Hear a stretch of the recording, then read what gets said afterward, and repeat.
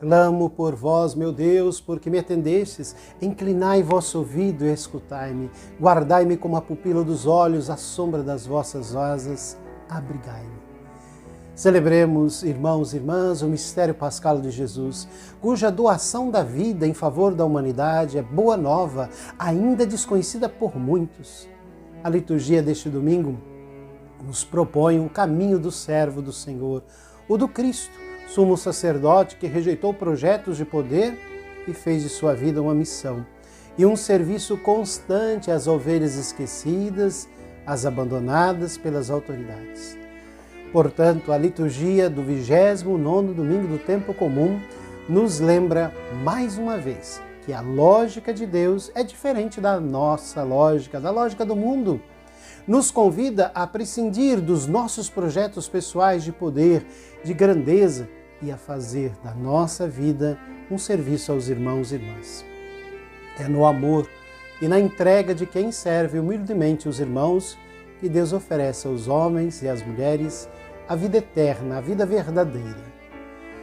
Na primeira leitura, nos apresenta a figura de um servo de Deus, insignificante, desprezado pelos homens, mas através do qual se revela a vida e a salvação de Deus.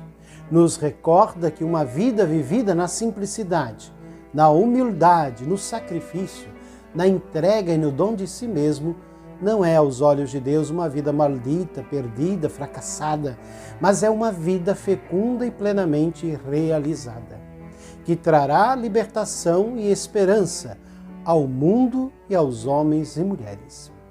É evidente que os dois discípulos não podiam compreender isso. O trono de Jesus é a sua cruz. Na cruz rairá em supremo grau o amor do Pai por todos os homens e mulheres. Na cruz, Jesus está rodeado por dois ladrões, um à direita e outro à esquerda, e eles simbolizam a humanidade, ao mesmo tempo mergulhada nas trevas e acolhedora da luz. É toda a humanidade que é chamada a entrar no reino, a partilhar a glória do Rei. A parte da humanidade que reconhece Jesus e a parte que o rejeita. Deus quer que todos os homens se salvem, sem exceção. Jesus cumpriu perfeitamente a vontade do seu Pai, veio para servir e dar a vida pela humanidade. Cabe aos discípulos, a nós também, seus discípulos e discípulas, serem também servidores da salvação para com todos os homens e mulheres. Mas sempre vem uma questão: qual o sentido do sofrimento? Por que é que existem tantas pessoas boas, honestas, justas, generosas, que atravessam a vida mergulhadas na dor e no sofrimento? Trata-se de uma pergunta que fazemos frequentemente e que o autor do 4º Cântico do Servo também coloca a si próprio. A resposta que ele encontra é a seguinte: o sofrimento do justo não se perde através dele.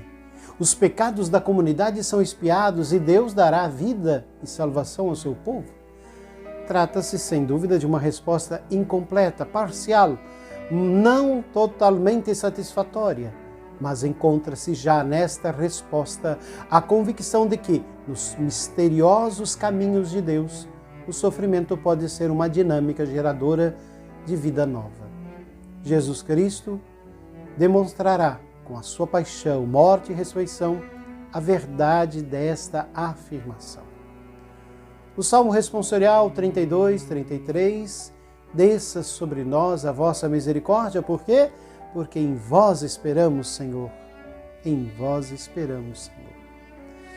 No Evangelho, Jesus convida os discípulos a não se deixarem manipular por sonhos pessoais, de ambição, de grandeza, de poder, de domínio, mas a fazerem de sua vida um dom de amor e de serviço, chamados a seguir o Filho do Homem, que não veio para ser servido, mas para servir e dar a vida. Os discípulos devem dar testemunho de uma nova ordem e propor, com seu exemplo, um mundo livre do poder que escraviza. Na nossa sociedade, Os primeiros são os que têm dinheiro, os que têm poder, os que frequentam as festas badaladas das revistas de sociedade, os que vestem segundo as exigências da moda, os que têm sucesso profissional, os que sabem colocar-se aos valores politicamente corretos. E na comunidade cristã? Quem são os primeiros na comunidade cristã?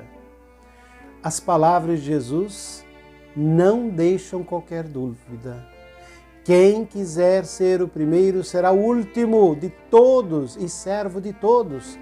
Na comunidade cristã, a única grandeza é a grandeza de quem, com humildade e simplicidade, faz da própria vida um serviço aos irmãos e irmãs. Na comunidade cristã não há donos, nem grupos privilegiados, nem pessoas mais importantes do que as outras, nem distinções baseadas no dinheiro, na beleza, na cultura, na posição social. Na comunidade cristã existem irmãos e irmãs iguais, a quem a comunidade confia serviços diversos em vista do bem de todos. Aquilo que nos deve mover é a vontade de servir, a vontade de partilhar com os irmãos e irmãs os dons que Deus nos concedeu. A atitude de serviço que Jesus pede aos seus discípulos deve manifestar-se de forma especial no acolhimento dos pobres, dos débeis, dos humildes, dos marginalizados, dos sem direito, daqueles que não nos trazem o reconhecimento público, daqueles que não podem nos retribuir. Seremos capazes de acolher e de amar os que levam uma vida pouco exemplar, os marginalizados, os estrangeiros, os doentes incuráveis, os idosos, os difíceis, os que ninguém quer e ninguém ama.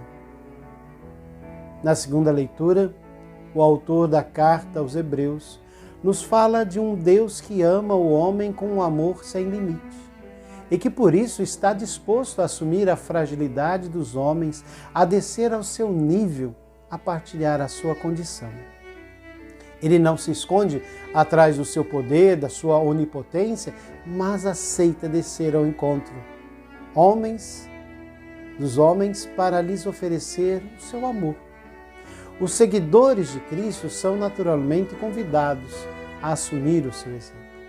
Assim como Cristo, por amor, vestiu a nossa fragilidade e veio ao nosso encontro, também nós devemos despedir-nos do nosso egoísmo, da nossa acomodação, da nossa preguiça, da nossa indiferença. Ir ao encontro dos nossos irmãos e irmãs, vestir as suas dores e fragilidades, fazer-nos solidários com eles, partilhar os seus dramas, lágrimas, sofrimentos, alegrias e esperanças. Não podemos, do alto da nossa situação cômoda, limpa, arrumada, decidir que não temos nada a ver com o sofrimento do mundo ou com a carência que aflige a vida de um nosso irmão. Somos sempre responsáveis pelos irmãos que conosco partilham os caminhos deste mundo, mesmo quando não os conhecemos pessoalmente, ou mesmo que deles estejamos separados por fronteiras. Sejam fronteiras geográficas, históricas, étnicas ou qualquer delas. Ao assegurar-nos que nada temos a temer, pois Deus nos ama, quer integrar-nos na sua família e oferecer-nos vida em abundância. O nosso texto nos convida a encarar a vida e os seus caminhos com serenidade e confiança. Os cristãos são capazes e são pessoas serenas, com o coração em paz. Estão conscientes de que a sua fragilidade, a sua debilidade não os afasta nunca de Deus, nunca os afasta do seu amor, pelo contrário. Por fim, o Evangelho nos propõe uma inversão de valores. São os discípulos a pedir que Deus faça a sua vontade em vez de procurar fazer a vontade de Deus. E é Jesus a dizer que só é grande quem for servo. Só é o primeiro quem se colocar em último lugar, servindo em vez de se procurar ser servido. Isso me faz lembrar 3 exemplos. Uma professora bibliófila ensinou-me que são as letras grandes que dão o nome aos livros, mas são as pequenas que fazem os livros. Se procurarmos só as letras grandes, seremos livros apenas com título, mas vazios por dentro. Mais vale um livro sem título do que um título sem livro, ou seja, sem conteúdo. Em segundo lugar, o padre Antônio Vieira alertava no seu tempo. Antigamente, os ministros estavam às portas da cidade para servir o povo. Hoje, as cidades estão às portas dos ministros para servi-lo. E todos nós somos ministros ou servidores. Finalmente, conheci um padre italiano cujo nome era Primo, primeiro do nome e primeiro de fato.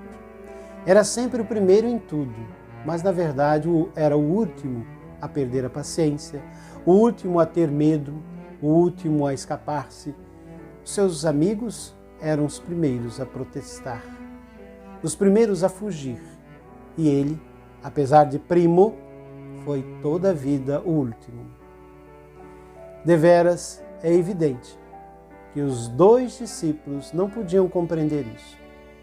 O trono de Jesus é a sua cruz, e na cruz raiará e será em supremo grau o amor do Pai por todos os homens. Na cruz, Jesus será rodeado por dois ladrões, um à direita e outro à esquerda. A humanidade, ao mesmo tempo mergulhada nas trevas e acolhedora da luz. É toda a humanidade que é chamada a entrar no reino, a partilhar a glória do Rei. E a parte da humanidade que reconhece Jesus e a parte que o rejeita também é chamada. Deus quer que todos se salvem. Jesus cumpriu essa vontade de seu Pai. Veio para servir e dar a vida pela humanidade. Cabe a cada um de nós, como discípulos e discípulas missionários, sermos também servidores da salvação para todos os homens e mulheres. Que todos tenham um santo e abençoado domingo, uma boa e abençoada e iluminada semana.